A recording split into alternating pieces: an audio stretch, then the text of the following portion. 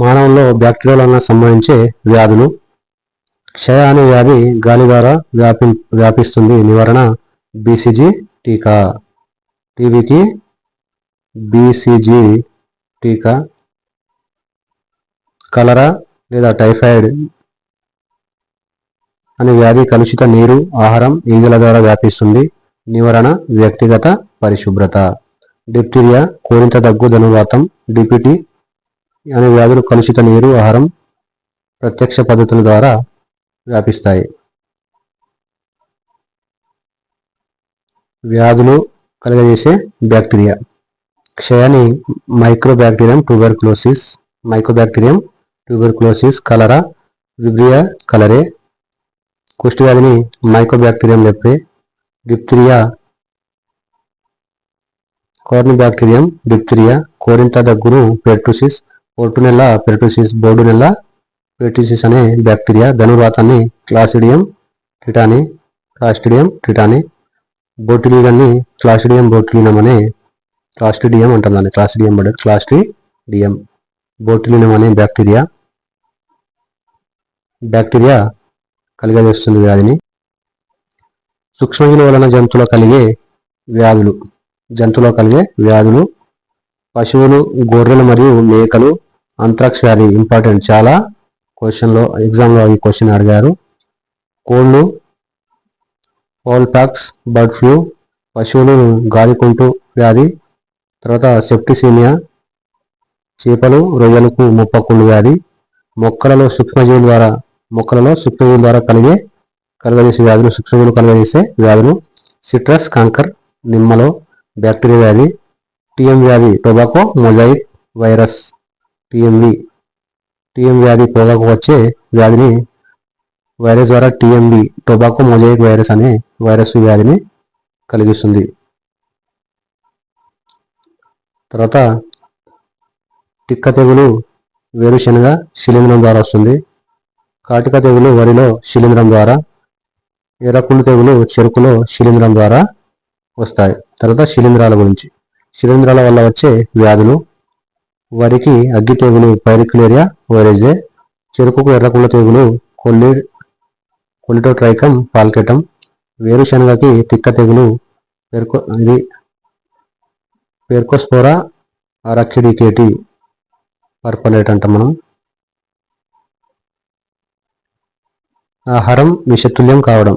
కొన్ని సూక్ష్మజీవులు విష పదార్థాలను ఉత్పత్తి చేయడం ద్వారా ఆహార పదార్థం కలుషితం అవుతుంది. మనం తినే ఆహార పదార్థం మీద సూక్ష్మజీవులు పెరిగినట్లయితే ఆహారాన్ని పాడు చేస్తాయి. పాడైన ఆహారం చెడు వాసన వస్తుంది, రుచి మారిపోతుంది. ఆహార పదార్థంలో ఉండే తేమ, నీరు సూక్ష్మజీవులు పెరగడానికి కారణం.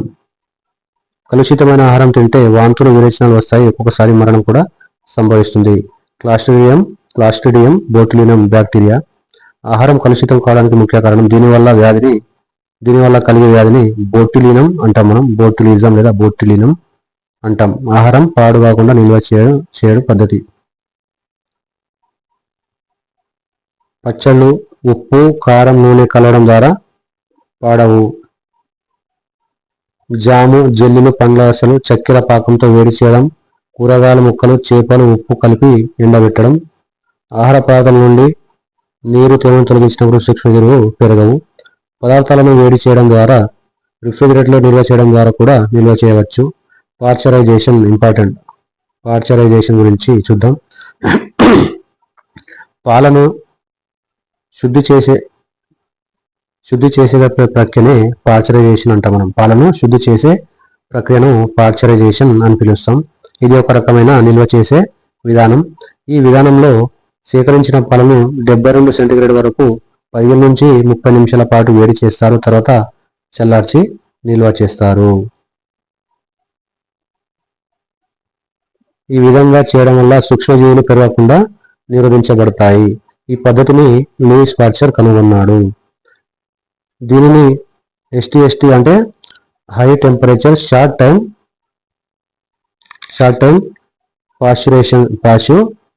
పాశ్చురేషన్ అంటాం మనం. High temperature short time pasteurization అంటారు. Louis Pasteur. ఇతడు 1822 ఫ్రాన్స్లోని ఒక చిన్న గ్రామంలో జన్మించాడు. ఇతడు ఒక పెయింటర్. అతడు స్ఫటికాల పైన పరిశోధన చేసేవాడు. ఆ సమయంలో వైన్ పరిశ్రమలో నిల్వ ఉంచిన వైన్ పాడైపోతుండడం వల్ల పరిశ్రమ సంక్షోభంలో పడింది. ఈ పరిశ్రమ యజమానులు పార్చర్ను కలిశారు. లూయిస్ పార్చర్ని కలిసి పార్చర్ దీనిపై అధ్యయనం చేసి వైన్ పాడవడానికి దానిలోని సూక్ష్మజీవులే కారణమని తెలుసుకున్నాడు. ఈ సూక్ష్మజీవులను వేడి చేయడం ద్వారా నియంత్రించవచ్చు అని భావించడం జరిగింది. ఈ పార్చరైజేషన్ పద్ధతిని కనుగొనడానికి దారితీసింది. ఇతడు క్రిమి సిద్ధాంతాన్ని జెమ్ థియరీ క్రిమి సిద్ధాంతాన్ని ప్రతిపాదించాడు. కుక్క కాటుకు వ్యాక్సిన్ని కనుగొన్నాడు. రేబీస్ వ్యాధికి వ్యాక్సిన్ని కనుగొన్నాడు. అలాగే అంత్రాక్స్ వ్యాధికి కూడా వ్యాక్సిన్ను కనుగొన్నాడు. అంత్రాక్స్ వ్యాధి వ్యాక్సిన్ను కనుగొన్నాడు. సూక్ష్మజీవుల వలన పట్టు పురుగులకు కలిగే వ్యాధులను నియంత్రించే పద్ధతులు కనిపెట్టడం ద్వారా పార్చర్ ఫ్రాన్స్ జర్మనీలను సిల్క్ పరిశ్రమలను రక్షించడం జరిగింది. పట్టు పురుగులకు హాని కలిగించే లాజారో స్పెల్లంజోని వంటి సూక్ష్మజీవులను మరిగించడం ద్వారా చంపవచ్చని నిరూపించాడు.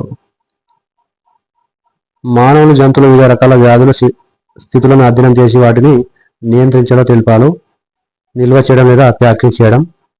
ఈ మధ్యకాలంలో కొన్ని రకాల పండ్లు, పాలు, కూరగాయలు, శీతల పానీయాలు, తినని బండలు మొదలైన వాటిని గాలి తగలని డబ్బాలలో నిల్వ చేసి అమ్ముతున్నారు. ఈ ప్యాకింగ్ సూక్ష్మజీవులు ప్రవేశించకుండా కాపాడుతుంది. ఇలా నిల్వ చేయడం ద్వారా ఆహార పదార్థాన్ని పాడు చేయకుండా చూద్దాం. ఆహార పదార్థాలు పాడకుండా నిర్మించవచ్చు. ఆహారాన్ని ఎక్కువ కాలం నిల్వ చేయవచ్చు.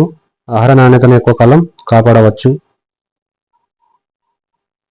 కొన్ని రకాల పదార్థాలను దూర ప్రాంతాలకు ఎగుమతి చేయడంతో పాటు అన్ని కాలంలో అందుబాటులో ఉంచవచ్చు. పాశ్చరైజేషన్ ఆవిష్కరణ సూక్ష్మజీవి రహిత విధానం స్టెరిలైజేషన్ ప్రాసెస్ కనుగొనడానికి దారితీసింది. సూక్ష్మజీవి రహిత విధానం స్టెరిలైజేషన్ ప్రాసెస్ అంటే ఈ విధానంలో స్టెరిలైజేషన్ గది లేదా పెట్టెలో ఉంచిన వస్తువులను చాలా ఎక్కువ వేడి వద్ద 30 నిమిషాల పాటు వేడి చేస్తారు. దీనితో హానికర సూక్ష్మజీవులు నశిస్తాయి. శస్త్రచికిత్సకు ఉపయోగించే సామాగ్రిని తప్పకుండా స్టెరిలైజ్ చేసి వాడాలి. ఇలా చేయడం వల్ల ఇన్ఫెక్షన్స్ సోకకుండా రోగాలను కాపాడవచ్చు. 8.4 టాపిక్ జంతువులలో ప్రత్యుత్పత్తి అనిమల్ ప్రొడక్షన్స్. అండోత్పాదకాలు రకాలు.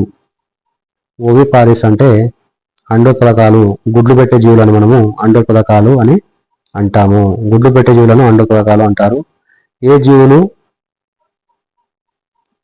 చెవులు బయటకు కనిపించకుండా చర్మంపై రోమాలు ఉంటావో అవి గుడ్లు పెడతాయి.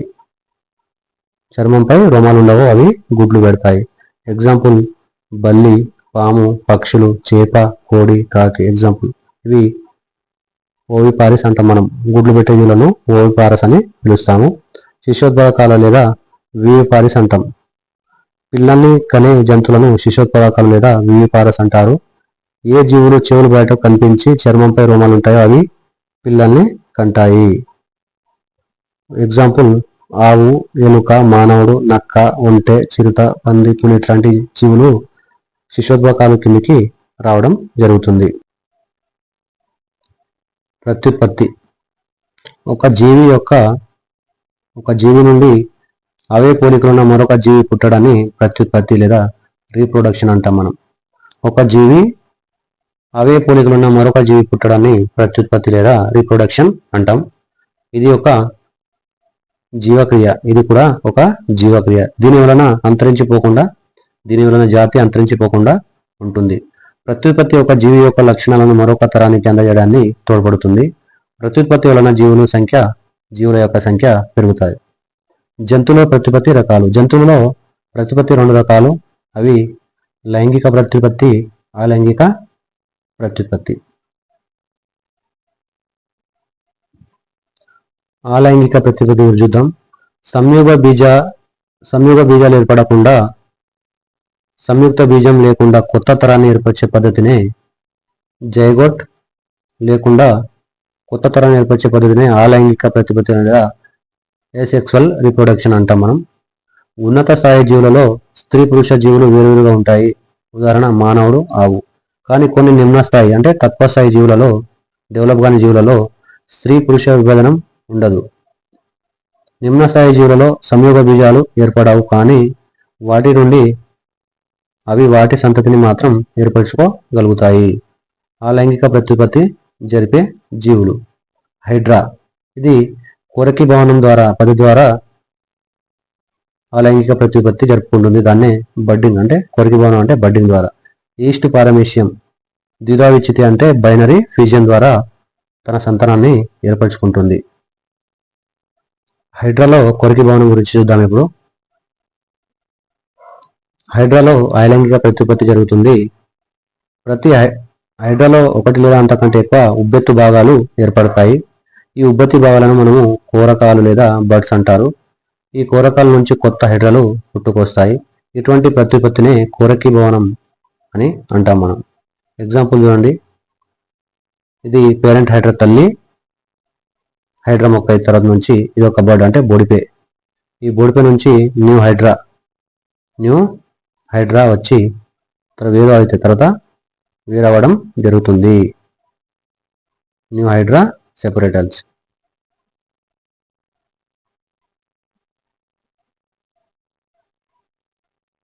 ఆమిబాలో ద్విధా విచ్చితి అంటే బైనరీ ఫ్యూజన్. ఆమిబా మంచినీటిలో జీవిస్తుంది. దీని శరీరం ఒకే కణంతో నిర్మితమై ఉంటుంది, అందుకే దీన్ని ఏకకణజీవి అంటాం. కేంద్రకం పరిపక్వ దశకు చేరిన తర్వాత ఆమిబాలో ద్విధా విచ్చితి మొదలవుతుంది. కేంద్రక విడిగిన తర్వాత ఆమిబా శరీరం రెండుగా విడిపోతుంది.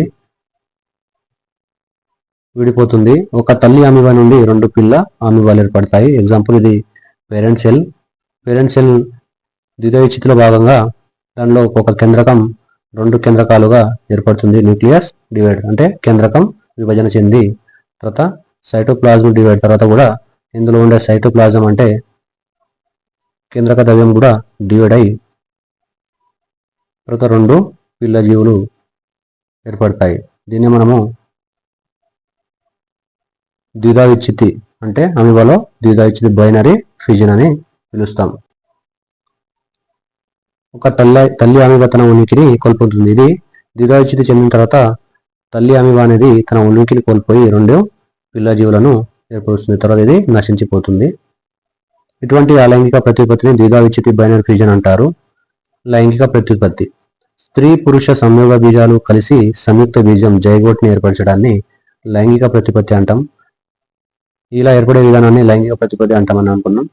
పురుష సంయోగ బీజాలైన శుక్రకణాలు స్పెర్మ్ మరియు స్త్రీ సంయోగ బీజమైన అండం ఓవంతో సంయోగం చెంది సంయుక్త బీజం ఏర్పడుతుంది. లైంగిక ప్రత్యుత్పత్తి ద్వారా కొత్త జీవి ఏర్పడాలంటే తప్పకుండా అండం శుక్రకణం కలిసి సంయుక్త బీజం ఏర్పడాలి. అండం లేదా శుక్రకణంతో ఒక్కొక్క కణం లేకపోయినా పిల్ల జీవి ఏర్పడదు. పురుష ప్రత్యుత్పత్తి వ్యవస్థ. మానవ పురుష ప్రత్యుత్పత్తి వ్యవస్థలో ఉదరం దిగువ భాగంలో అమరి ఉంటుంది. పురుష ప్రత్యుత్పత్తి వ్యవస్థలో భాగాలు ముష్కాలు, ఇవి ఒక జత ఉంటాయి. శుక్రవాహికలు ఒక జత. పురుషాంగం. ముష్కాల గురించి చూసుకున్నట్లయితే ముష్కాలు అండాకారంలో ఉంటాయి. ఇవి మిలియన్ల కొద్ది శుక్రకణాలను ఉత్పత్తి చేస్తాయి. ఇవి ముష్క గుణులలో అమరి ఉంటాయి. శుక్రవాహికలు. ప్రతి ముష్కం నుండి ఒక్కొక్క శుక్రవాహిక బయలుదేరుతుంది. శుక్రవాహికలు పురుషాంగంలోకి తెరుచుకుంటాయి. శుక్రకణాలు శుక్రవాహికల ద్వారా ప్రయాణించి పురుషాంగం ద్వారా బయటకు విడుదలవుతాయి. శుక్రకణాలు అతి సూక్ష్మమైనవి. శుక్రకణం తల, మధ్య భాగం, తోక అనే భాగాలను కలిగి ఉంటుంది. తల, మధ్య భాగం మరియు తోక అనే మూడు భాగాలను కలిగి ఉంటుంది. తల భాగంలో కేంద్రకం ఉంటుంది. ఇది ఈ శుక్రకణం యొక్క నియంత్రణ దీని ఆధీనంలో ఉంటుంది. మధ్య భాగంలో అనేక మైటోకాండ్రియాలు ఉంటాయి. ఇక్కడ అనేక మైటోకాండ్రియాలు అంటారు. మైటోకాండ్రియాలు మనము కణశక్తి భాండాగారాలు అని కూడా పిలుస్తాము. దీని యొక్క చలనానికి మైటోకాండ్రియాలే, శుక్రకణం యొక్క చలనానికి శక్తిని అందించేది మైటోకాండ్రియాలు. ఈ మైటోకాండ్రియాలు శుక్రకణాలు చలించడానికి శక్తిని ఉత్పత్తి చేస్తాయి. పురుషాంగం. స్త్రీ జీవితో సంపర్కం జరపడానికి సహాయపడుతుంది. స్త్రీ ప్రత్యుత్పత్తి వ్యవస్థ. స్త్రీ ప్రతిపత్తి వ్యవస్థ ఉదరం లోపల నాభి కొంచెం దిగువగా ఉంటుంది. స్త్రీ ప్రతిపత్తి వ్యవస్థలోని భాగాలు స్త్రీబీజ కోశాలు ఒక జత, ఫాలోపియన్ నాళాలు ఒక జత, గర్భాశయం మరియు బాహ్య జననాంగం అనే భాగాలు ఉంటాయి. స్త్రీబీజ కోశాల గురించి చూద్దాం. స్త్రీబీజ కోశాలు ఉదరం లోపల కటి భాగంలో గర్భాశయానికి ఇరువైపులా అమరి ఉంటాయి. స్త్రీబీజ కోశాలు స్త్రీబీజ కణాలను అండాలను ఉత్పత్తి చేస్తాయి. స్త్రీబీజ కణాలు అంటే అండాలను ఉత్పత్తి చేస్తాయి. సాధారణంగా మానవులో స్త్రీబీజ కోశాల నుండి 28 రోజులకు ఒకసారి ఒక పరిపక్వమైన అండం విడుదల అవుతుంది. అండం గోళాకారంలో ఉంటుంది. అండం చుట్టూ ఉన్న పొర బలమైన కణజాలంతో ఏర్పడి ఉంటాయి. శుక్రకణంతో కలవక ముందు ఏకస్థితిక అప్లైడ్ అంటే ఏకస్థితికంలో ఉంటుంది అండం ఒక పొరతో కప్పుబడి ఉంటుంది. అండం లోపల కణద్రవ్యంతో ఒక గుండ్రని కేంద్రకం తేలియాడుతూ ఉంటుంది. ఇది కేంద్రకం. ఈ టోటల్ అండం అయితే ఇందులో కేంద్రకం తేలియాడుతూ ఉంటుంది. ఫాలోపియన్ నాళాలు. ప్రతి స్త్రీబీజ కోశం నుండి ఒక జత ఫాలోపియన్ నాళం బయలుదేరుతుంది. గర్భాశయం. శిశువు యొక్క పెరుగుదల గర్భాశయంలో జరుగుతుంది. పిండం గర్భాశయ కుడ్డానికి అంటిపెట్టుకొని ఉంటుంది. బాహ్య జననాంగం. పురుష జీవి యొక్క శుక్రకణాలను స్త్రీ జీవిలోకి ప్రవేశపెట్టడానికి సహాయపడుతుంది. పురుషుని యొక్క శుక్రకణాలను స్త్రీ జీవిలోకి ప్రవేశపెట్టడానికి సహాయపడుతుంది. అండంతో శుక్రకణం కలయిక లేదా దీన్ని ఫలదీకరణం అంటాం. ఫలదీకరణం ప్రత్యుత్పత్తి మొదటి దశలో శుక్రకణం యొక్క కేంద్రకం అండం యొక్క కేంద్రకంతో సంయోగం చెందుతుంది. పురుషుడు, స్త్రీ. ముష్కాలు, స్త్రీబీజ కోశాలు, శుక్రకణం మరియు అండం. ముష్కాల నుంచి శుక్రకణం, స్త్రీబీజ కణాల నుంచి అండం, ఈ రెండు వచ్చి కలవడం ద్వారా సంయుక్త బీజం జైగోట్ ఏర్పడుతుంది. జైగోట్ తర్వాత సంయుక్త బీజం కాస్త పిండం కాస్త జీవిగా మారుతుంది. రెండు కణాలలోని కేంద్రకాలు కలిసిపోయి ఒకే కేంద్రకంగా మారితే దీన్ని ఫలితంగా సంయుక్త బీజం ఏర్పడుతుంది. సంయుక్త బీజం ఒక కణం అయినప్పటికీ అది ద్వైస్థితిక దశలో ఉంటుంది. శుక్రకణం ప్లస్ అండం సంయుక్త బీజం. నెక్స్ట్ పిండాభివృద్ధి గురించి. ఫలదీకరణలో ఏర్పడిన సంయుక్త బీజం అనేక సార్లు విభజన చెంది అనేక కణాలను ఏర్పరచుకుంటుంది. ఆ కణాలని కలిసి బంతి ఆకారాన్ని పోలి ఉంటాయి. ఈ కణాలే తర్వాతి వివిధ కణజాలాలు అవయవంగా అభివృద్ధి చెందుతాయి. ఈ విధంగా అభివృద్ధి చెందిన నిర్మాణాన్ని పిండం ఎంబ్రియో అని పిలుస్తాం. ఏమంటాము? ఎంబ్రియో అని పిలుస్తాం. పిండం గర్భాశయ కుడ్యానికి అంటిపెట్టుకొని ఉంటుంది. పిండం యొక్క తదుపరి అభివృద్ధి గర్భాశయంలో జరుగుతుంది. పిండంలోని కణాలు అభివృద్ధి చెంది తల, కాళ్ళు, చేతులు, ముక్కు మరియు చెవి వంటి అవయవాలు ఏర్పడతాయి. ఇలా పూర్తిగా అభివృద్ధి చెందిన పిండాన్ని భ్రూణం అంటాం. ఏమంటాము? భ్రూణం అని పిలుస్తాం. సంయుక్త బీజం భ్రూణంగా మార్పు చెందే ప్రక్రియను గర్భం దాల్చుట అంటాం. సాధారణంగా శిశువు పుట్టడానికి సుమారుగా 270 నుంచి 280 రోజులు పడుతుంది. దీనిని గర్భావధి కాలం గెస్టేషన్ పీరియడ్ అంటారు. అంతర ఫలదీకరణం ఇంటర్నల్ ఫర్టిలైజేషన్. అంతర ఫలదీకరణం గురించి చూద్దాం. శుక్ర కణాలు స్త్రీ శరీరంలోకి ప్రవేశించి సంయుక్త బీజం ఏర్పరచడాన్ని అంతర ఫలదీకరణం అంటాం. అంతర ఫలదీకరణం జరిగే జంతువుల్లో దాని కొరకు ప్రత్యేక అవయవ నిర్మాణం ఉంటుంది. ఎగ్జాంపుల్ కీటకాలు, కొన్ని రకాల కీటకాలు, పాములు, పక్షులు, బల్లులు, క్షీరదాలు. స్త్రీలలో ఫలదీకరణం ఫాలోపియన్ నాళంలో జరుగుతుంది. బాహ్య ఫలదీకరణం అంటే ఎక్స్టర్నల్ ఫర్టిలైజేషన్. స్త్రీ జీవి శరీరం వెలుపల జరిగే ఫలదీకరణను బాహ్య ఫలదీకరణం అంటాం. ఎగ్జాంపుల్ కప్ప, చేప. ఇవి యొక్క గుడ్డు నీటిపైన వదిలిపెట్టడం వల్ల జీవులు ఏర్పడతాయి. దీన్ని బాహ్య ఫలదీకరణం అంటాం మనం. క్లోనింగ్ కణం యొక్క ప్రతిరూపాన్ని తయారు చేసే పద్ధతిని క్లోనింగ్ అంటాం మనం. ఒక కణాన్ని పోలి ఉన్న కణాన్ని తయారు చేయడాన్ని మనము క్లోనింగ్ అంటాం. ఈ ప్రక్రియలో ఏదైనా అవయవాన్ని లేదా పూర్తి జీవిని యథాతథంగా ఉత్పత్తి చేస్తారు. Same to parental parts. మొట్టమొదటి ఇయాన్ విల్కట్ మరియు అతని సహచరులు రోజాలిన్ ఇన్స్టిట్యూట్ ఆఫ్ ఎడిసన్ బర్గ్లో జీవులలో క్లోనింగ్ ప్రక్రియను విజయవంతంగా నిర్వహించారు. డాలి అనే సరికొత్త గొర్రెను జూలై 5, 1996 జూలై 5, క్లోనింగ్ ద్వారా సృష్టించారు. ఇది డాలీ మొదటి క్లోనింగ్ క్షీరదంగా గుర్తింపు పొందింది. డాలీని క్లోనింగ్ ద్వారా సృష్టించిన విధానం. ఆడాపిన్ డార్పేటా గొర్రె యొక్క స్తన గ్రంథుల నుండి ఒక కణాన్ని సేకరించి నల్లముఖం కలిగిన స్కాటిష్ ఆడగొర్రె యొక్క కేంద్రకం తీసివేసిన అండంతో పొందుపరిచారు. ఇలా పొందుపరచబడిన అండాన్ని స్కాటిష్ ఆడగొర్రెలో ప్రవేశపెట్టారు. పిండం పెరుగుదల పూర్తయిన తర్వాత స్కాటిష్ ఆడగొర్రె డాలీకి జన్మనిచ్చింది. డాలీ తల్లి వల్ల ముఖం కలిగిన ఆడగొర్రె అయినప్పటికీ దాని ఆకారం ఖచ్చితంగా ఫిన్ డార్పేటా గొర్రెలాగే ఉంది.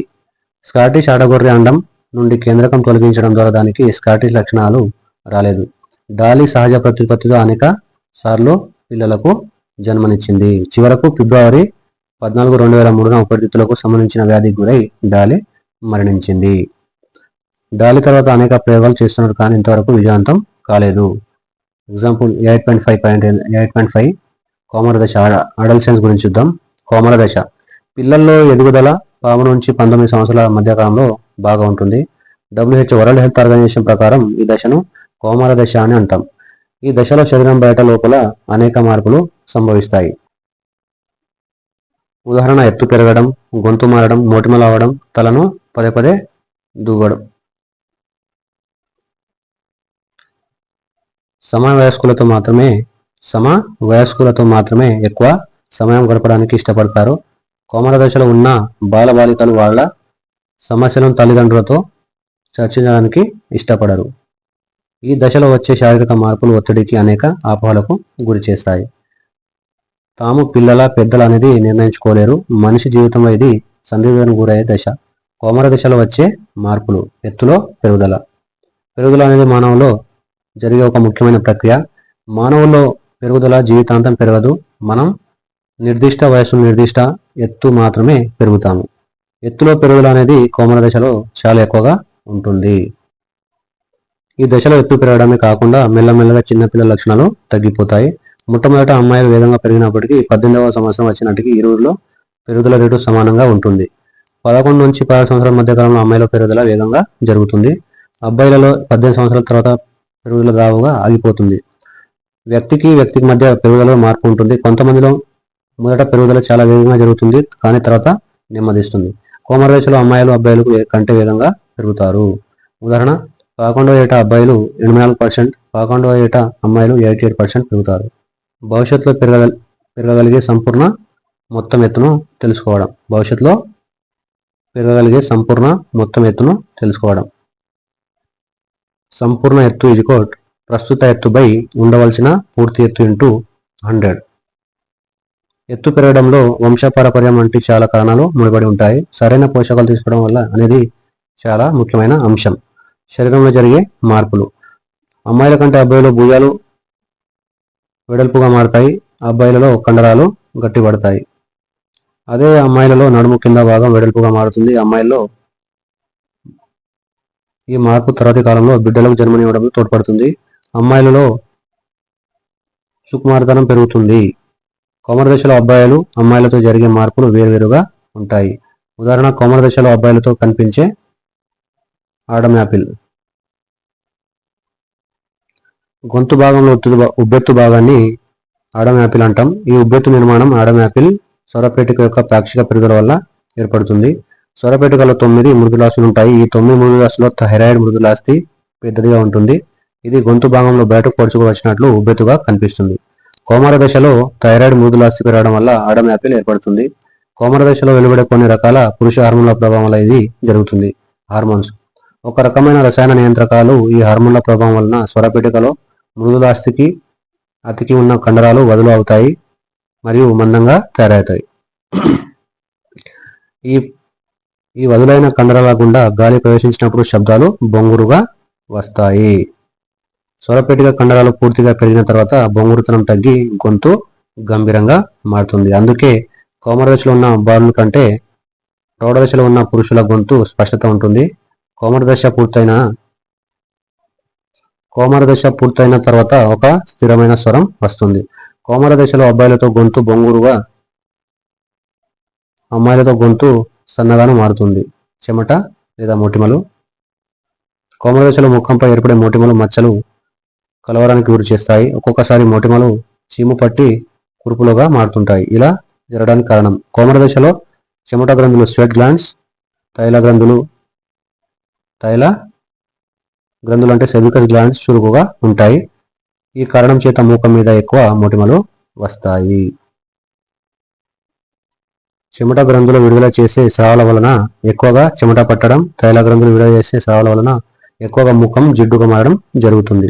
కొన్నిసార్లు శరీరం నుండి ఒక రకమైన వాసనలు కూడా వస్తాయి. కోమల దశలో ప్రత్యుత్పత్తి అవయవాల పెరుగుదల అబ్బాయిలలో చూద్దాం. ముష్కాలు పురుష అవయవాలు పూర్తిగా పెరుగుతాయి. ముష్కలలో శుక్రకణాల ఉత్పత్తి మొదలవుతుంది. అబ్బాయిలలో గడ్డం మీసాలు పెరగడం మొదలవుతుంది. అమ్మాయిలో స్త్రీబీజ కోశాలు అండాలను విడుదల చేయడం ప్రారంభిస్తాయి. అమ్మాయిలలో వక్షజాల పెరుగుదల కనిపిస్తుంది. ప్రాథమిక లైంగిక లక్షణాలు పుట్టుకతో పిల్లల్ని ఆడ లేదా మగాని గుర్తించడానికి సహాయపడే లక్షణాలను ప్రాథమిక లైంగిక లక్షణాలు అంటారు. ద్వితీయ లైంగిక లక్షణాలు కోమల దశలో శరీరం లోపల వెలుపల వచ్చే మార్పులనే లేదా పెరుగుదలనే ద్వితీయ లైంగిక లక్షణాలు అంటారు.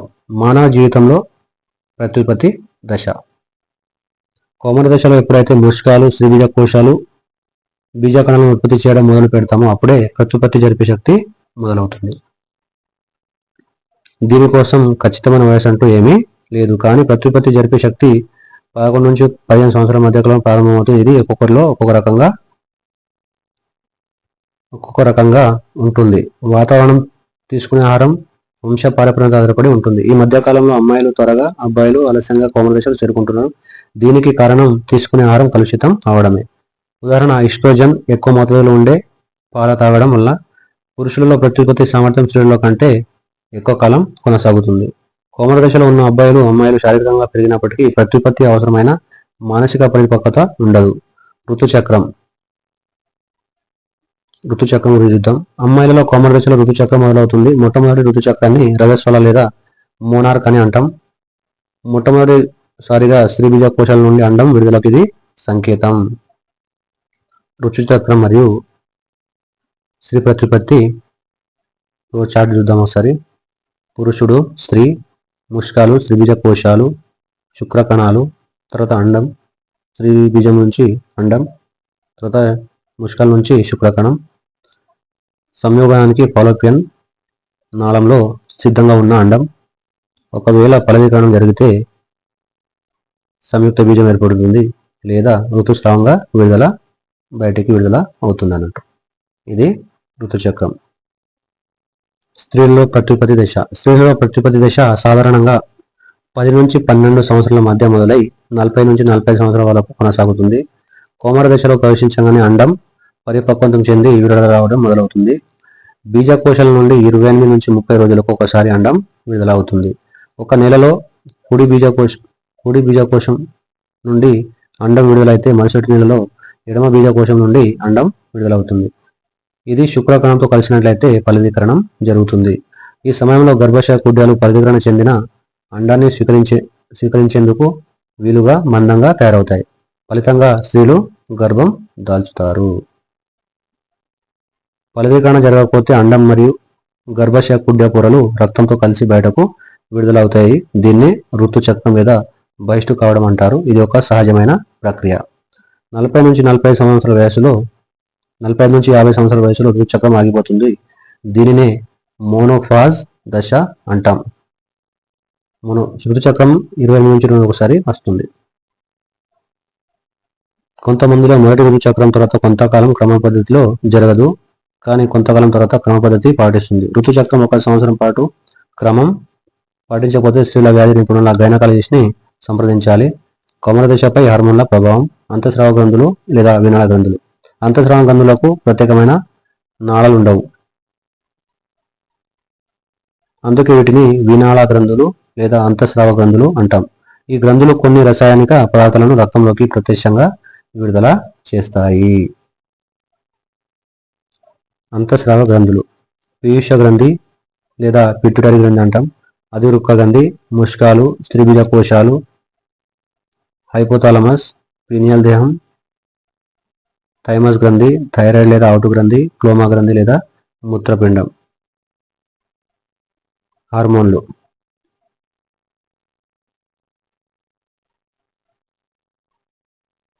హార్మోన్లు అంతఃస్రావ గ్రంథుల నుండి స్రవించబడే రసాయన పదార్థాలను హార్మోన్లు అంటారు. ఈ హార్మోన్స్ మానవ శరీరంలో కొన్ని జీవక్రియలను నియంత్రిస్తాయి. ఉదాహరణ శరీరంలో చక్కెర, కాల్షియం, లవణాల వంటి పదార్థాల పరిమాణం నియంత్రించడం, శరీరంలోని నీటి పరిమాణాన్ని నియంత్రించడం, ఋతుచక్రం ఆరంభం ఆగిపోవడాన్ని నియంత్రించడం, గర్భధారణ, పాల ఉత్పత్తి మరియు పాల ఉత్పత్తి, ప్రత్యుత్పత్తి అవలయ పెరుగుదల, బాలబాలికలో కనిపించే ద్వితీయ లైంగిక లక్షణాలన్నీ హార్మోన్ల ప్రభావం వల్లనే కలుగుతాయి. గ్రంథి హార్మోన్, దాని యొక్క ప్రభావం చూద్దాం. ముష్కాలు టెస్టోస్టిరాన్ని విడుదల చేస్తాయి. శుక్రకణాల ఉత్పత్తి, ద్వితీయ లైంగిక లక్షణాల అభివృద్ధిని తోడ్పడతాయి. స్త్రీబీజ కోశాలు వచ్చేసి ఈస్ట్రోజన్, ప్రొజెస్టిరాన్ని విడుదల చేస్తాయి. అండాల విడుదల, పిండ ప్రతిష్టాపన, ఋతుచక్రాన్ని తోడ్పడతాయి. తర్వాత నియంత్రణ, ప్రొజెస్టిరాన్ వచ్చేసి నియంత్రణ, ద్వితీయ లైంగిక లక్షణాల యొక్క అభివృద్ధి. పీయూష గ్రంథి గ్రోత్ హార్మోన్, జిఎస్ అంటే గ్రోత్ హార్మోన్, మిగిలిన అంతఃస్రావ గ్రంథులను ఉత్తేజపరుస్తుంది, పెరుగుదలపై ప్రభావం చూపుతుంది. తర్వాత ఎఫ్ఎస్హెచ్, ఫాలికల్ స్టిమ్యులేటింగ్ హార్మోన్, అండం ఉత్పత్తికి అవసరమయ్యే ఈస్ట్రోజన్ను ప్రేరేపిస్తుంది, పురుషులలో ముష్కలను ప్రేరేపిస్తుంది. తర్వాత ఎల్హెచ్, ల్యూటినైజింగ్ హార్మోన్, శుక్ర కణాలు ఉత్పత్తి అయ్యేటట్లు చేస్తుంది, విడుదలైన అండం ఫాలోపియన్ నాళంలోకి ప్రవేశించడానికి తోడ్పడుతుంది. అది రుక్కగంధి, ఎడ్రినలిన్ ఉద్యోగాలను నియంత్రిస్తుంది. కౌమార దశ, ఆరోగ్యం. జీవితంలో ఏ దశలో అయినా ఆరోగ్యం ఉండటం చాలా అవసరం. దీనికోసం సరైన ఆహారం తీసుకుంటూ పరిశుభ్రత పాటించడం తప్పనిసరి. కౌమార దశలో ఉన్న వారిలో శారీరక పెరుగుదల ఎక్కువగా ఉంటుంది కాబట్టి ఆకలి ఎక్కువగా ఉంటుంది. అందుకే రకరకాల ఆహార పదార్థాలను తినడానికి ఇష్టపడతారు. సంతులిత ఆహారం. సంతులిత ఆహారం అంటే కార్బోహైడ్రేట్, ప్రోటీన్స్, విటమిన్స్, ఖనిజ, లవణాలు, కొవ్వులు ఉంటాయి. మన దేశీయ ఆహార పదార్థాలైన రొట్టె, అన్నం, పప్పు, చిరుధాన్యాలు, కాయగూరల్లో ఈ పదార్థాలు తగు మోతాదులో ఉంటాయి కనుక వీటిని తగు పరిమాణంలో తీసుకోవాలి. ఇనుము లేదా ఐరన్ అంటాం. రక్త కణాల తయారీకి తోడ్పడుతుంది కనుక ఐరన్ను లభ్యమయ్యే పదార్థాలైన ఆకుకూరలు, సిట్రస్ జాతికి చెందిన ఫలాలు, ఉసిరికాయలు, బెల్లం, మాంసం తీసుకోవడంలో కౌమార దశలో అవసరం. తర్వాత 8.5 టాపిక్ వచ్చేసి జీవ వైవిధ్యం సంరక్షణ. జీవ వైవిధ్యం, మన చుట్టూ ఉన్న ప్రకృతిలో ఎన్నో రకాల మొక్కలు, జంతువులు ఉంటాయి. రంగు, ఆకారం, పరిమాణం, ఇతర లక్షణాలతో వేటికవి ప్రత్యేకంగా ఉంటాయి. ఒక జీవి విలువైనది, మరొక జీవి విలువలేనిది చెప్పలేము. దీని ప్రాధాన్యత దీన్నే జీవ వైవిధ్యం అంటారు.